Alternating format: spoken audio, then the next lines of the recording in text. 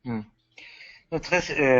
Vraiment, c'est très intéressant. Et même la question de l'observance, non, adherence, c'est une question beaucoup plus compliquée qu'avec le traitement. Et bien sûr, parce que les gens sont rationnels et ils savent quand ils s'exposent et quand ils ne s'exposent pas. C'est pour ça que quelquefois, ce qui peut être regardé comme euh, euh, pas de euh, euh, comme une faute de l'observance, c'est simplement une décision rationnelle parce qu'on ne s'exposera pas. Et des choses comme ça, non? Ça doit être développé beaucoup plus. Mais une autre, finalement, en général, une des questions les plus complexes, les plus compliquées à comprendre avec le PrEP, c'est la résistance que la PrEP a générée chez tout, non, les médecins, la communauté, quelquefois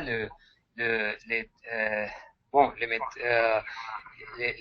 personnes qui développent les programmes de santé, etc. Non? Et est-ce que vous trouvez quelque chose comme ça en France aussi? Absolument. Je suis tout à fait d'accord. C'est-à-dire que, alors, on va dire que les équipes qui prennent en charge les patients infectés ont été très très réticents à cette approche biomédicale finalement de la prévention. Puisque finalement il y a un modèle pour prévenir, c'est quand même le préservatif, et donc apporter un comprimé pour répondre à la prévention a paru pour les soignants vraiment quelque chose de pénible.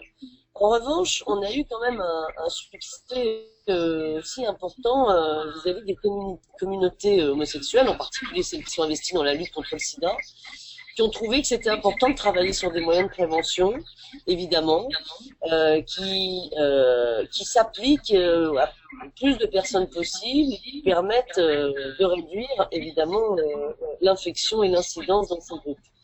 Donc, peu à peu, en informant et en formant et en montrant aussi parce qu'une des limites en France, parce qu'on ne sait absolument pas comment on va être, quelles seront les réponses de cet essai.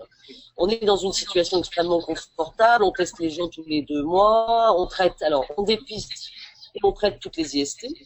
Donc ça, c'est un point majeur, mais aussi on a la post-exposition. Donc toute personne pour le coup pense avoir pris un risque, ou peut-être qui a mal pris sa PrEP, ou qui a pas pris sa PrEP et qui s'est exposé, peut aller dès le lendemain, dans les heures, pardon, aux urgences pour un post-exposition. Donc c'est le premier essai qui va être dans un contexte où la post-exposition va être potentiellement utilisée. Donc avec tout ça, peut-être que le Truvada ne fera pas aussi bien, quoi. Donc on attend vraiment du Perguet de nous apporter beaucoup sur la PrEP, parce que si effectivement on montre pas d'intérêt de donner du Truvada, parce qu'on aura tout fait bien, et quand on est dépisté et qu'on est positif, eh bien on se protège et on ne transmet pas non plus. Et là on dépiste des gens de façon très très précoce, bien évidemment tous les 2 mois, on dépiste très très tôt, quoi. Donc on réduit le risque dans cette population lié à la transmission au moment de la primo-infection, c'est-à-dire à un moment où on a beaucoup de virus, et dans le sang et dans les compartiments, et c'est un moment pour lequel on ne connaît pas son infection. Donc là, dans ces essais où on suit les gens comme ça régulièrement tous les 2 mois, c'est aussi un grand moyen de prévention. Mhm. Bon, je crois qu'il nous faut terminer, mais je crois que ça a été une fantastique présentation et discussion ici aujourd'hui. Vraiment, on vous remercie. Et cette présentation a été enregistrée, non, et elle va être diffusée dans notre website et aussi par email, la liste, le rôle d'email et notre YouTube channel, et pour beaucoup de gens, d'autres gens, pouvoir avoir accès, non, après. On vous invite aussi à visiter notre website. C'est exactement le but de notre website maintenant, de cette initiative, du réseau, d'aider au moment avec les discussions sur la possibilité d'implémentation de la PrEP parce que simplement on ne regarde pas l'évidence comme il devrait être regardé. Non, il y a beaucoup de préconceptions et c'est quelque chose de très bizarre en science, non, cette résistance pas rationnelle à la possibilité d'utilisation d'une nouvelle technologie qui peut être positive, non, dans la, oui, il y a aussi la crainte du lobbying pharmaceutique. Bien sûr. Il y a aussi la crainte du lobbying pharmaceutique, voilà. C'est complètement d'accord. Je crois que cette discussion est une partie aussi du problème et bon, c'est pas simplement la question de la PrEP ou de Truvada, c'est la question du rapport entre la santé et le market economy, non? Et c'est une question très compliquée. Mais oui, en général, Constance et Véronica, vraiment, merci beaucoup. Et on reste en contact. On espère que beaucoup de gens des pays francophones vont nous accompagner dans nos prochains webinaires. Merci alors. Merci. Merci. Merci, vraiment. Au revoir.